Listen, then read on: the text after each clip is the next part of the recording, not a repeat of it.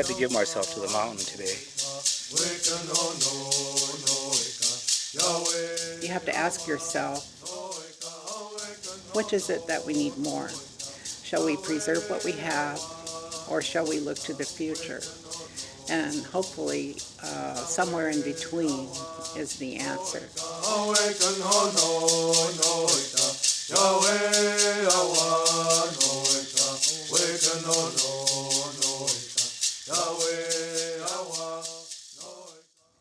There has been a lot of suffering for a number of decades for Native American people. And I would go far as to say not just Native Americans, but for the human race in general. California is a very unique area in the United States. Like many areas of the United States, it was invaded by the Spanish and later on by the United States, and it suffered great population losses over time. We know that lots and lots of indigenous peoples have been pulled away from their traditional lands, and that has been a great trauma in their lives, as it has been in our own community's life.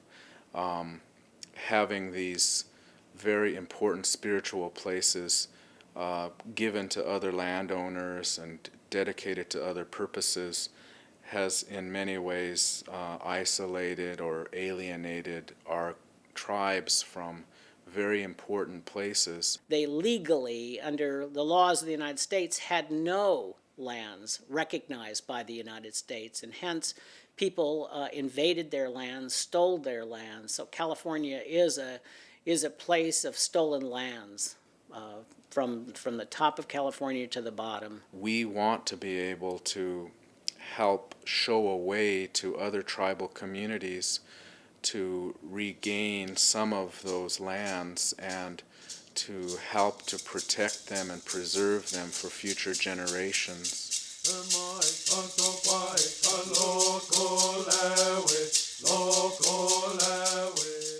What the NALC stood for was to be involved in protecting sacred sites for Native Americans, especially for this tribe. We've always been short land based, and we've been reviewing our culture, our history, our ancestors as they migrated up and down here in the Coachella Valley. And as we started this NALC, was to designate some areas where our ancestors used to migrate back and forth. And our first land acquisition was to acquire a land that our ancestors used to migrate across from the Colorado River to here to the town of 29 Palms in the higher desert of the Coachella Valley. And it was that land acquisition which really started and established the NALC, approximately 2,000 acres of sacred sites to the Chemehuevis and to the 29 Palms Band of Mission Indians. The conception of the Native American Land Conservancy came when a non-Indian came to a group of us on a cultural committee for the 29 Palms Band of Mission Indians and said that his family had a large acreage of land in the middle of the Mojave Desert that was clearly a Native American place. So we went to that place in the Old Woman Mountains, and it is indeed a very sacred and significant place. And we decided that we would band together and try to purchase this land. And so the Conservancy had as its goal the Old Woman Mountain Project, which has now become the Old Woman Mountain Preserve. All lands contain an imprint that signifies the complex human relationships. The relationships with the land, with the power of the land, with spiritual traditions, with the plants that are in that particular area, and with the animals that reside there. So all land everywhere is sacred. And I think that that's one of the key aspects of the Native American Land Conservancy is its importance to working with other Native American groups that want to preserve land. But it can also serve as a model worldwide for indigenous and non-indigenous people who are concerned about preserving this land. We have a good quality of board members, a vast variety of members from non-Native Americans to Native Americans that are wholeheartedly are committed to the NALC and continuing this striving of what they want to do in protecting and preserving sacred sites for Native Americans. This is a good model, NALC, and the relationships that they've created with state organizations and tribes, and that there's still a lot of work to be done. So we were off to a good start.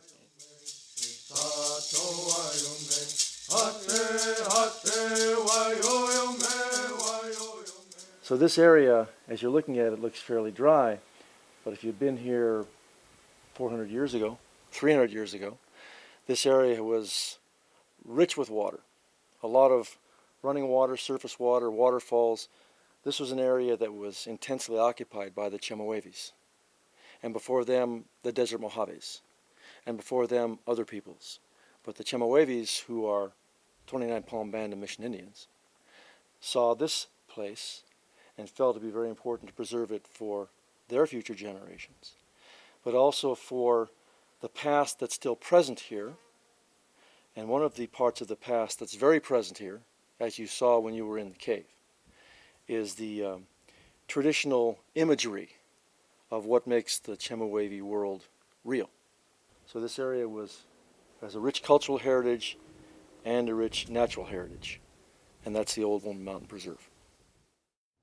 We are now in the efforts of ongoing projects as acquiring grants as to preserve it, protect it, to do studies as to the animals and land and the plants on the property, and how to restore it, and how to preserve it, how to protect it, not only for this tribe, 29 Palms and Chemehuevi people, but for the people that come there and to see just the beauty of the property and the landscape, and to preserve it for the children that come after us.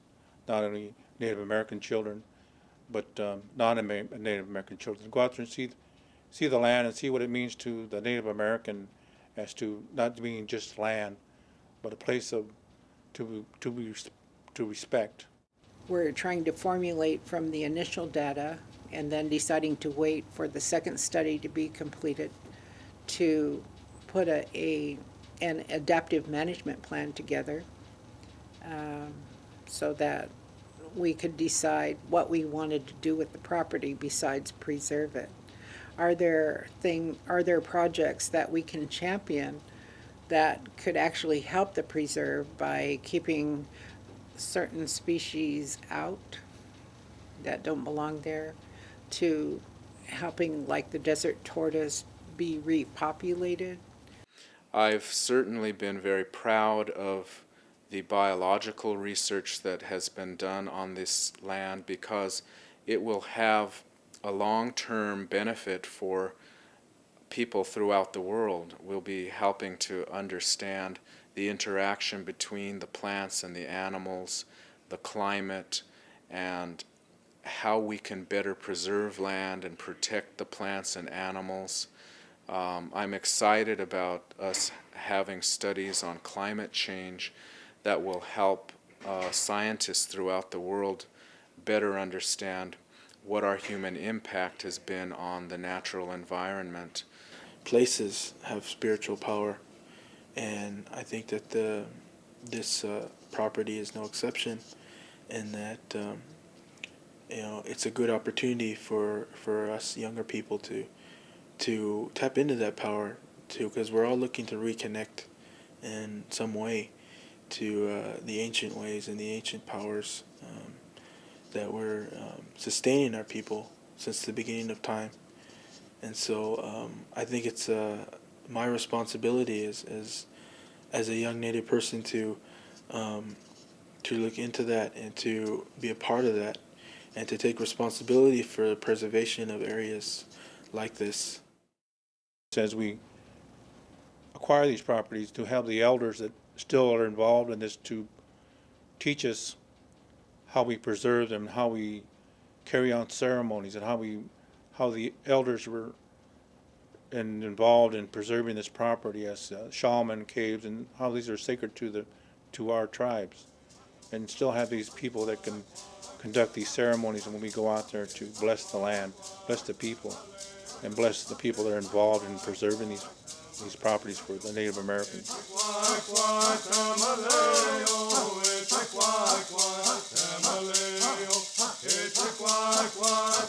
People face different problems in their lives and are always looking for solutions to the problems.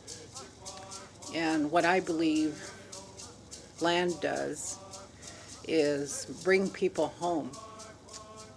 It's a place where people can face their problems and challenge them one at a time. And thus the concept of the learning and healing landscape. I can see that their lives have been shaped by the land where they lived, and I can have that same experience myself.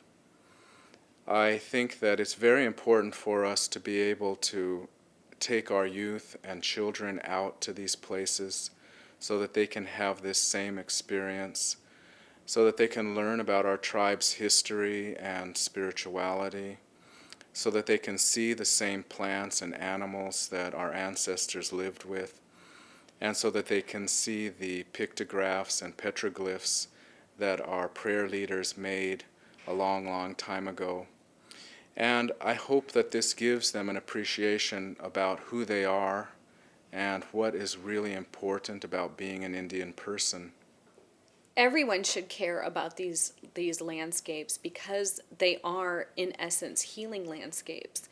And that's a term that the Native American Land Conservancy has developed to think about this land, and I think it's a really useful term, that these are landscapes that may contain plants that will cure cancer or diabetes, or animals that are essential to the survival of an ecosystem in a particular area. So it's key that we preserve these lands for future generations, because if we don't, there's going to be further environmental degradation, and the balance of the world is in our hands, really. You start asking yourself, what is it that you're going to leave behind? What is it that somebody can pick up when you're gone and understand the past?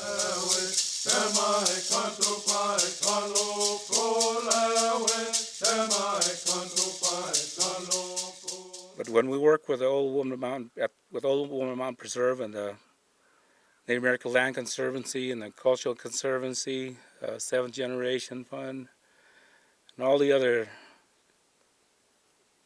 organizations that are geared toward preserving the environment, it's really rewarding. It's fulfilling and gratifying to see that organizations can come together and protect Mother Earth and the creations that are here. My message to other non-Native American conservancies, if you will, would be to come and take a look at what the NALC and other Native American conservancies are doing. They kind of have it figured out. It's not that we're not continuing to learn, but we've done a lot of the spade work, so to speak, to be able to show others the right way, or a better way, or a simpler way. Why try and reinvent the wheel if you don't have to? We are putting together numerous studies and partnerships that brings more people to the forefront of all the problems, looking for solutions.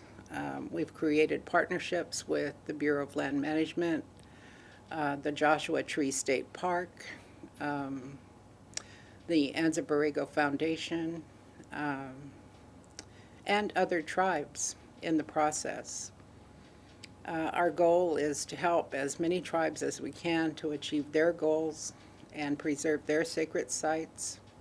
We tried to meet with people and understand how to do this, because it's difficult. The learning curve is great in creating land conservancies. So one of the things that I would urge other tribal groups to do was get in touch with the Native American Land Conservancy, to be in touch with other trusts, Native American trusts, to try to work with them and begin a discussion about how this is done to create a 501c3, a nonprofit organization, whether this is tribally based or a group of intertribal people, and to look beyond Indian people as well to other successes within the conservation world, people who are willing to help.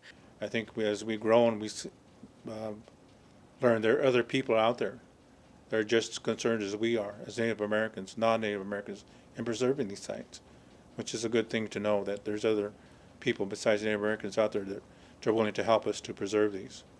And we hope to continue this relationship with them as we grow and expand the NALC and its projects as we go forward.